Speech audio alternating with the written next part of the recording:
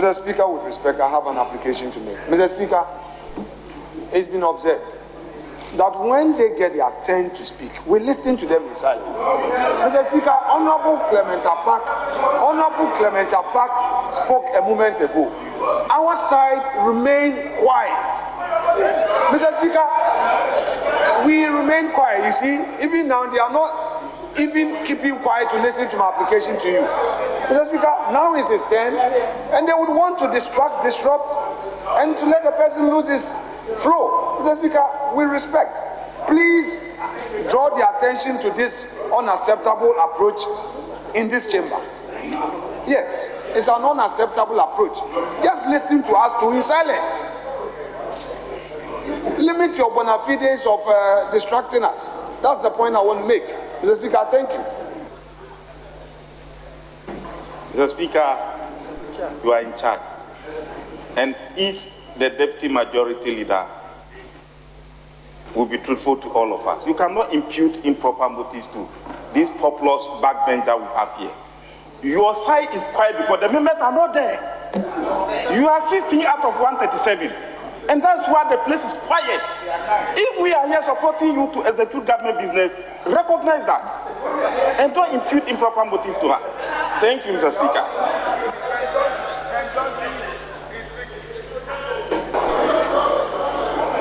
Mr. Speaker, thank you for this treasure space to add my own views to the comments already expressed by my respected colleagues.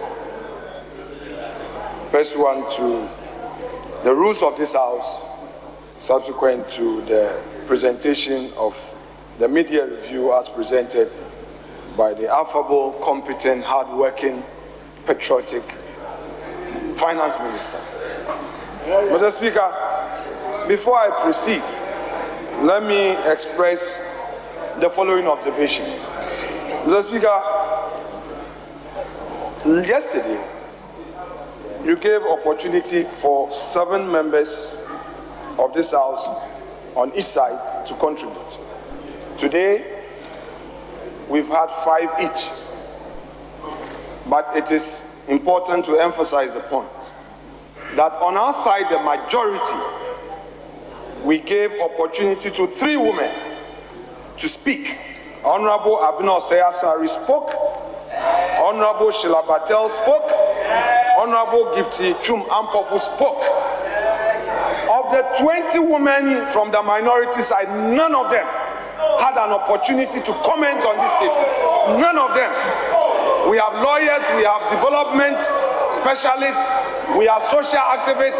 No woman from the minority side had the courage to speak, to comment on this matter. No woman from the minority side was given an opportunity to comment on this statement. We say we are gender sensitive. We are gender sensitive. Of the 11, we gave 3 women the opportunity to competently and eloquently express their views on the matters of national importance as raised by the Finance Minister. They did not give a single woman an opportunity to comment on this matter. And that is an observation I need to put across. Please. Mr. Speaker, second, let me take this opportunity to address colleagues on this important issue of sanitary pads. Honorable, hold on. Yes, hold on. Mr. Speaker. Yes.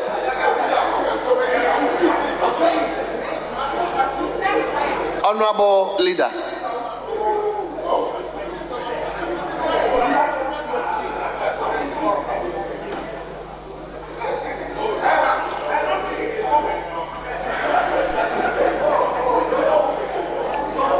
Yes, Honorable Minority Chief Whip.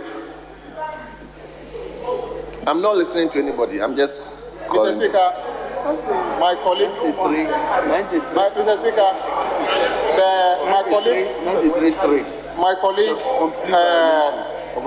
was given the opportunity to speak. He started by saying that no woman on the minority side had the courage. Mr. Speaker, if you respect women, you will not speak about women like that. There are courageous women here. So, Mr. Speaker, it is wrong, and I encourage you to withdraw that statement. You must withdraw that statement.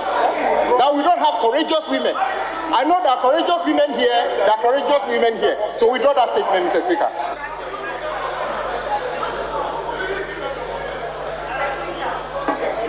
Yes, Honorable Deputy Majority Leader, please resume this.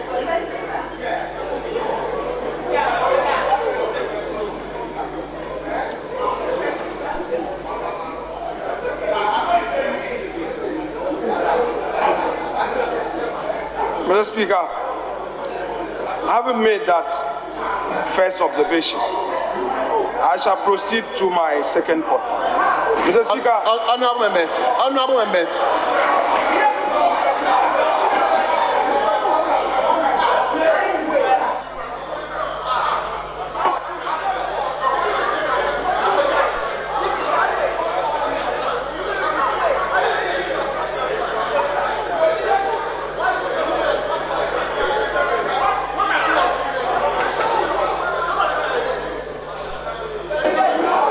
members, all of you, I say, resume your seat. That is why I called your leader. I couldn't have called all of you. That's why I decided to call your leader. So please,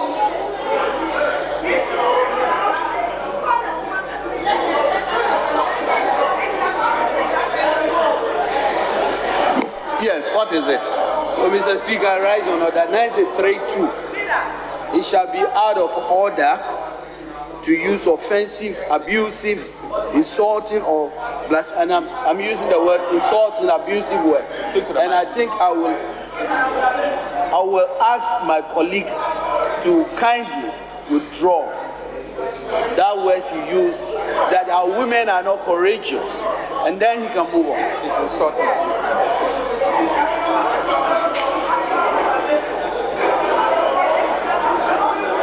Honorable members, I personally don't know if by the words of the Deputy Majority Leader to the effect that no woman from this side was able to speak, is it?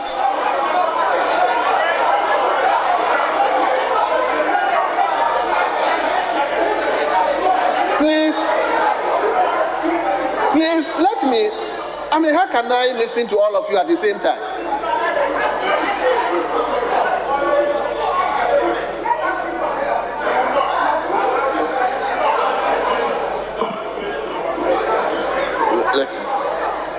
Mr. Speaker. Please, just resume your seat, please. Mr. Speaker, the Deputy Minority Leader can make an observation that no woman on this side made a comment. He can make that observation. It's perfectly legitimate. But Mr. Speaker, he said that no woman on this side had the courage. He said that. He said the records are there. The tapes are there. He said it. He said it. Mr. Speaker, we all heard it. That's what he said. He said it. He said it. That no woman on this side had the courage. He said it. Why is he running away from his own language? Why is he running away from his own language? He should have the courage to stand by his own Honorable members, Honorable Majority Leader, repeat what you said. Mr. Speaker, these are my own friends. I'm happy my good friend Kwame Abuja is not in the chamber. Now we know who the real patapas are in this house. Mr. Speaker, now we know who the real patapa. Honorable Leader. Yeah, Mr. Speaker. Honorable Leader, hold on. The word patapa was used, and we asked the person to withdraw. I don't see why. Yeah, very well, Mr. Speaker. This is on a lighter note. That's on a lighter note. Mr. Speaker, the point I made, if it was misconstrued, let me restate it properly. Maybe if you didn't get it. What I'm saying is simply that, first, no woman had an opportunity from your side to speak. Two, no woman had the courage to insist insist that leadership should allow her to speak. And indeed, that's a fact. None of you had the courage to insist that leadership should allow you to speak. If you did, why didn't they allow you to speak? If you insisted, why did leadership ignore you? Your side presented names without any woman. Well, did you have the courage to tell them to allow you to speak? If so, why didn't they allow Honorable Majority Leader, Honorable Deputy Majority Leader, please. Honorable members, just resume your seat. Honorable Deputy Majority Leader, if the women find it insulting, please withdraw it from here. Let's move on. That is, they find it insulting. Please withdraw. Okay, it's all right. Mr. Speaker, Hajia is my mother. My learned colleague is there. It's all right. You sit down. What Honorable members, please resume your seat.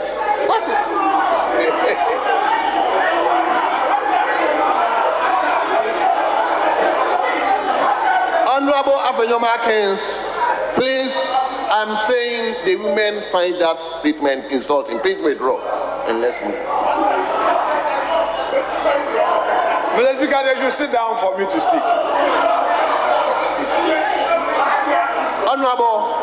Honorable Comfordoyo, Honorable, please resume your seat, please. Mr. Speaker. Comfort, resume your seat. Mr. Speaker,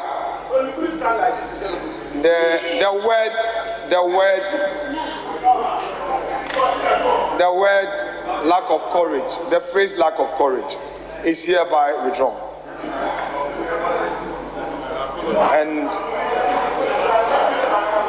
And I replace it with they could not have the ability to insist that leadership should allow them.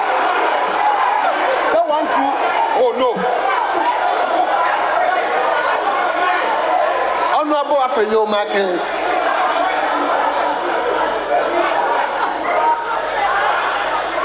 Because, Mr. Speaker, that is also withdrawn. Mr. Speaker, that is also withdrawn. Mr. Speaker, that is also withdrawn. That is also withdrawn. So, Mr. Speaker, that is also withdrawn. You see, I know once I get here, you wouldn't want to take the punches. I know, but it's okay. You sit down. That is also withdrawn. Mr. Speaker, that is also withdrawn. The fact remains that no woman from the minority side spoke on this matter.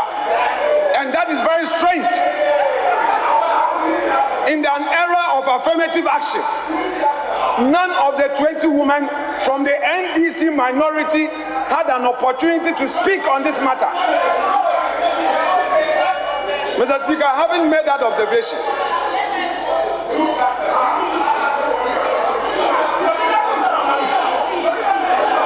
Mr. Speaker, in the first place, I want to say that the comment of the Deputy Majority Leader is very, very unfortunate and very disappointing. I don't expect him to say that in the first place. As a leader. Secondly, I want to say that this is a statement. It is a statement. Anybody who wants to comment can comment. If they wanted to comment and they did, so be it. That is one. The third aspect I want you to note is that we women on this side, yes, and you know it, that we are so courageous that there is nothing that we cannot comment on. Is it the sanitary pads that you have stopped giving out? Is it the school feeding program that has caused problems? Well. What do we fear to comment on? Well. Chidma. Well. Chidma. Oh, well. Chidma. Nura. Well. Honorable. We have the courage. So he should withdraw and apologize and stop using those words. He should withdraw and apologize and stop using those Honorable member for Pusiga. Now. Yes, Aziz, what is it? Mr. Speaker, you see, The deputy leader just gave their woman an opportunity to talk, and they are still talking. If not because of the comment made by the deputy leader, the woman, the member of parliament for Pusiga, wouldn't have spoken. It's a statement of fact that none of the women on your side spoke. That's a statement of fact. We had 3 of our women speaking. So what's the problem? He has withdrawn it, and he has given her an opportunity to speak. Rather than that, you wouldn't have said anything. You didn't have the courage to tell your leaders to give you the opportunity to talk. So, Mr. Speaker, having made my observation, I shall proceed with my second point. The second point has to do with the matters raised against the minister on taxes on sanitary pads. Mr. Speaker, the matters that were raised were misconstrued, misrepresented the facts, because those who raised them misconstrued the exact thing that is happening in that area of taxation. Mr. Speaker, let me put the fact out.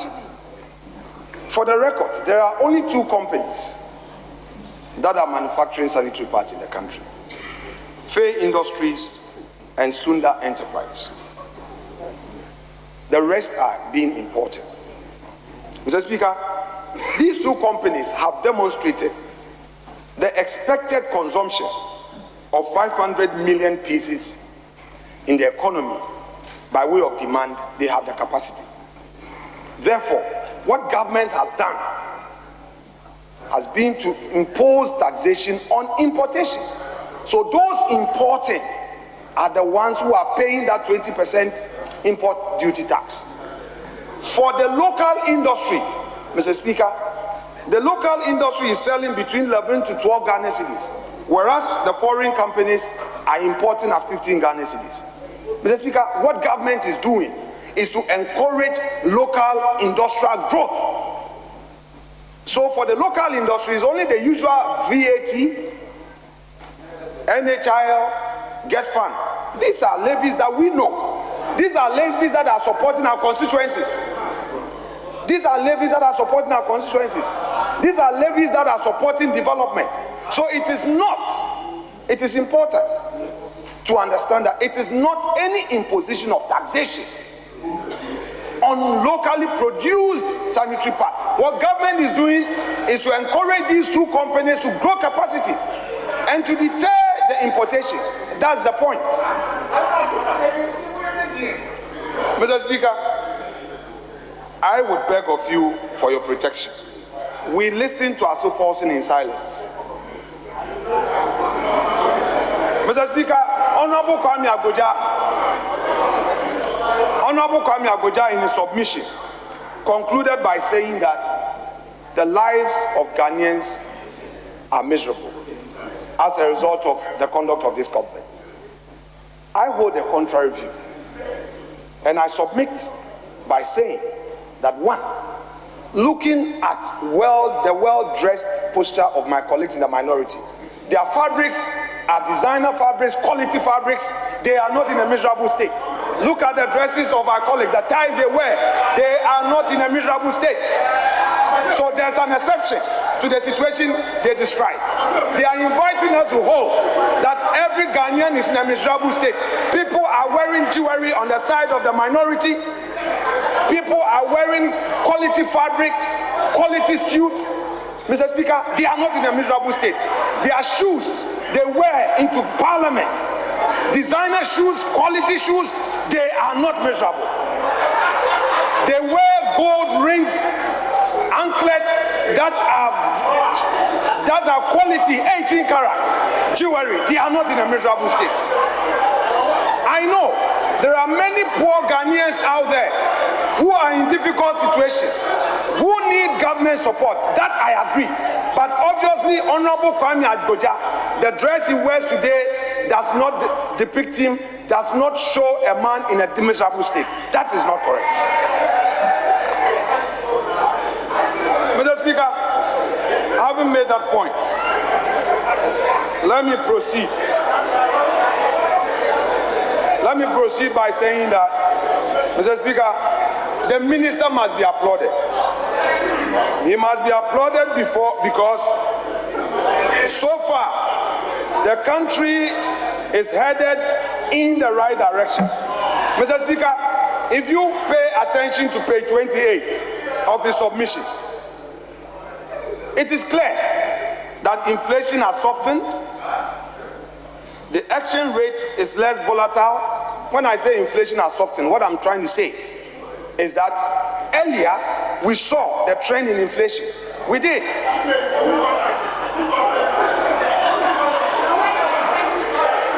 Honorable members, honorable members, honorable members.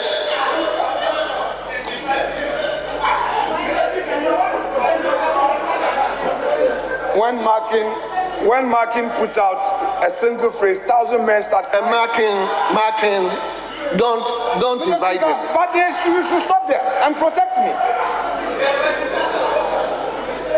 Let's be the Honorable Ablakwa got up, gave us punches. I kept quiet. Atu did all his. He looked in the eye of Finance Minister and did what he did. You can't stand this. Keep quiet and listen to me, Mr. Speaker. We know that interest rates have declined since 2022 December. We know that the economy is certainly picking up. Mr. Speaker, the question is, this MPP government, whether we have done well to save the economy. That is the question. My answer is yes, we have. Because, Mr. Speaker, if you look at countries like Sri Lanka, Lebanon, Suriname, Zambia, Pakistan, El Salvador, Mr. Speaker, they could not survive the effect of COVID and the Russia-Ukraine war. Mr. Speaker, as it is today, Mr. Speaker, they are now emerging from these twin ravages. Mr. Speaker, today in this country, if we go to our shop shelves, they are not empty. If you need medication, you get it. If you need essential services, you get it. Mr. Speaker, we are not queuing at the gas stations. We are getting fuel. Mr. Speaker, neither do we have doomsaw.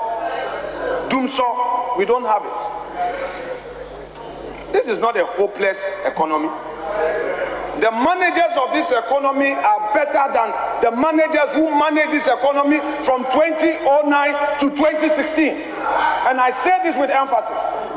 Honorable Atufosif, he was a deputy finance minister. And he sat there and signed an agreement called CDB facility. A facility that our inability as a country to draw down led to disbursement penalty charges. And by the time they woke up in 2014 to seek what I call capping, Ghana had spent over $300 million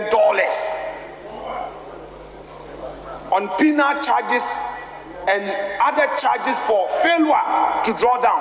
That was the thing, that was the imposition in the agreement by the Chinese government. Mr. Speaker, Honorable Setekwe, together with his deputy, who is now the minority leader, met the finance committee and they gave us these figures. And they came to do capping. This is the same Atufosif. Atu, is it the same you? Is this Atufosif? Hey, Atu. Hey, Atu. Hey, Atufosif. Were you not the person who could not draw down on the CDB loan? Were you not the one who could not implement successfully the IMF facility that disbursement ceased? Are you not the same person? Yes, I tell you on authority that during your time, you could not successfully implement the IMF deal. Sit down. Mr. Speaker, this is the same Atufosif who today wants to create a certain impression about the finance minister.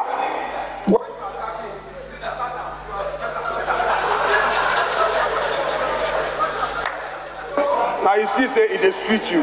Sit down. Mr. Speaker, this is the same Atufosif The NDC government has not, the NDC party has not introduced any new person.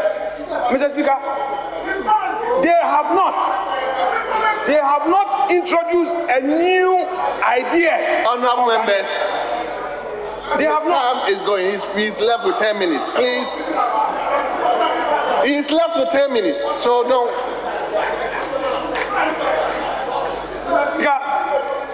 The NDC party, led by its Atuforse in this parliament, are not new to this economy. Mr. Speaker, they had an opportunity to rule. They were in office for 8 years. They failed the people of Ghana. This government came and implemented the free SHS.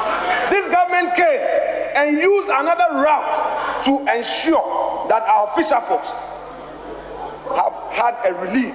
Today, we have 10 landing beach projects ongoing. Honorable Atuforse, the then Deputy Finance Minister from Central Region, could not do anything, any physical infrastructure to turn around the coastal economy. Atuforse could not lead such a charge for the people of Central Region. Atuforse and his team of NDC MPs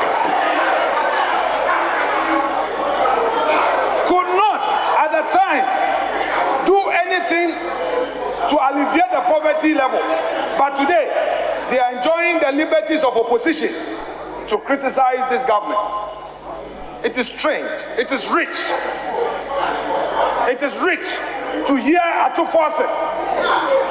It is rich to hear Atuforse and his NDC MPs attacking Kenoforiata and attacking Kenoforiata on grounds of competence. What Honorable members. What a call. Honorable members, just allow. What a call. He's left with 6 minutes. Mr. Speaker, the minister made an honest admission. He did not conceal anything. He acknowledged that we are having challenging times. He acknowledged that we are in difficulty. He acknowledged that there are challenges ahead. And Mr. Speaker, the Honorable Finance Minister made a call on us that we should move together as a country,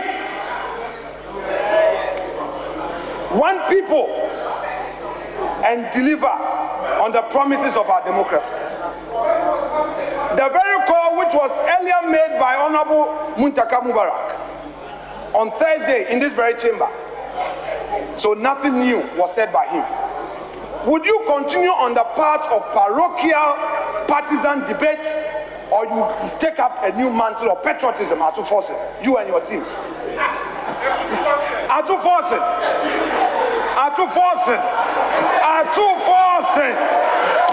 are you going to change?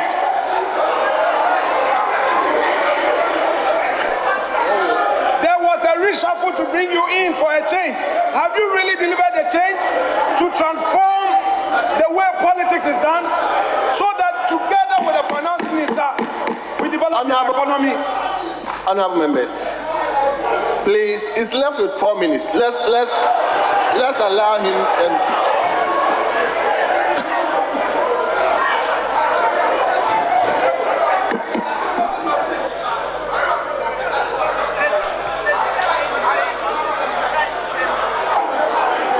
Honorable Deputy Majority Leader, come and conclude, please. You are left with 4 minutes. I'm marking your time. It's not a question that you wouldn't accept it. It's 4 minutes. 4 minutes, and that's the end.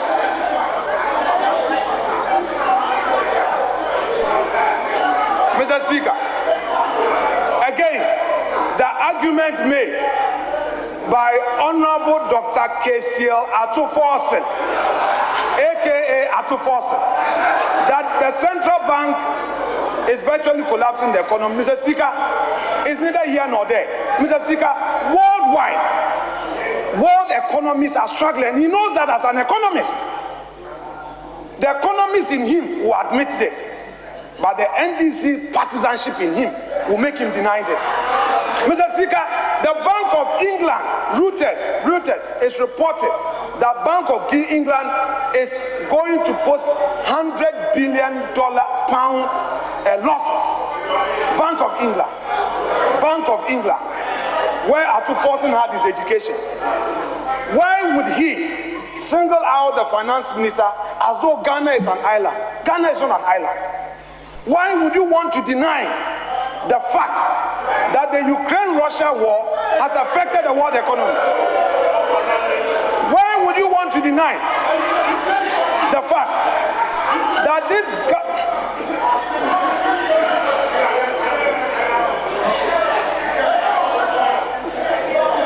Honorable Afenyo-Markin, please conclude.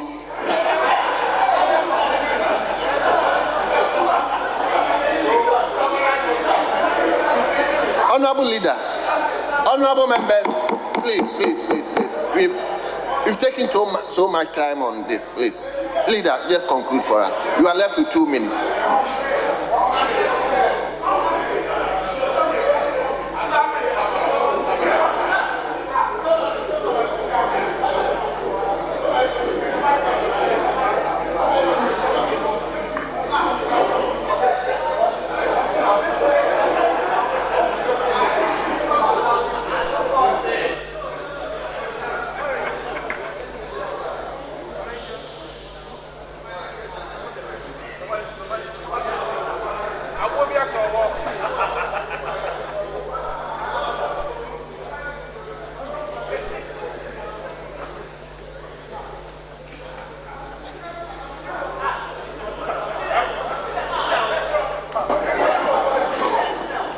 Leader, 2 minutes.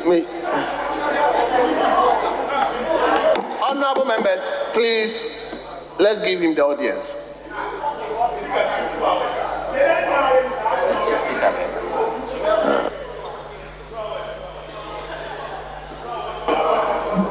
Mr. Speaker, in the finance minister's submission before us, he also indicated one of the struggles of the economy, the energy sector contract, the IPPs. Mr. Speaker, it is not only government that is complaining about the contract, but our international partners have also complained. And what have they said? They have said to us that the NDC government poorly negotiated these contracts. These deals, take or pay, has had adverse effect on the economy.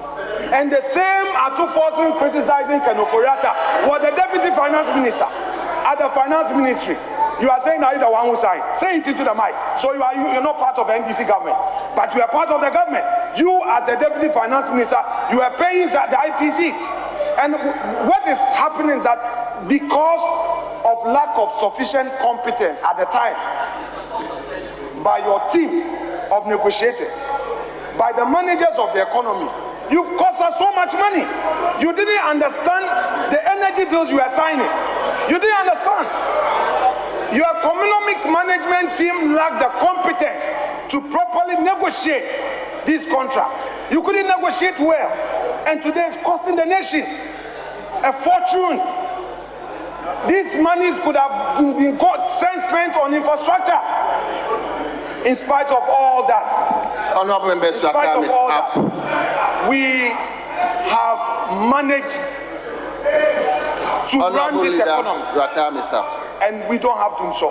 Mr. Speaker, with this, I would want to thank you for the opportunity and thank my colleagues and say that the NDC has nothing new to offer.